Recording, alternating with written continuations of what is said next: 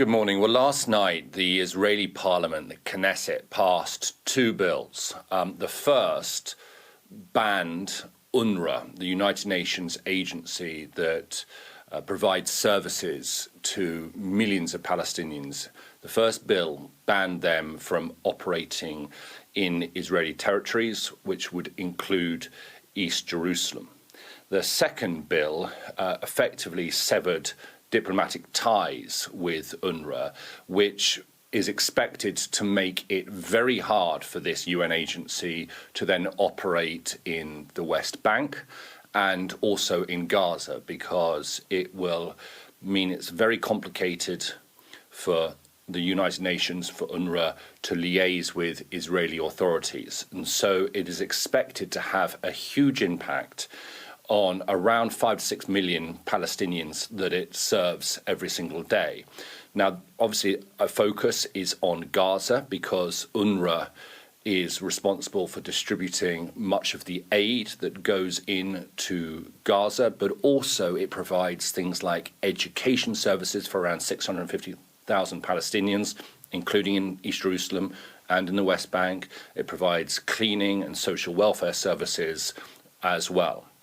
The Israeli government has criticised UNRWA repeatedly and very vociferously for being linked to Hamas, claiming that UNRWA effectively was a front for Hamas.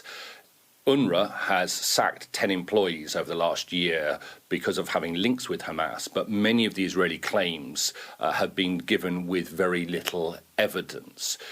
This move has been highly criticised by many of Israel's allies, including the United States, including the United Kingdom, the French, the Germans, the Japanese, and others, because it puts at threat not just people who are on the brink of starvation in Gaza, but also it could have a massive impact, as I said, on Palestinian lives in East Jerusalem and in the West Bank. And so it is a highly, highly controversial move, and we will see what the diplomatic consequences are for Israel.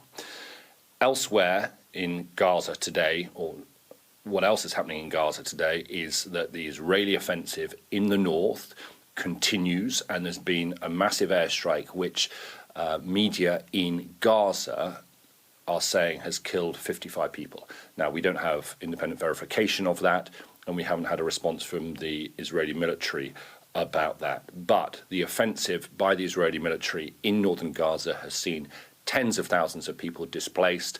It has made it very difficult for people to keep living in northern Gaza and has made conditions there unbearable for so many. Okay, thank you.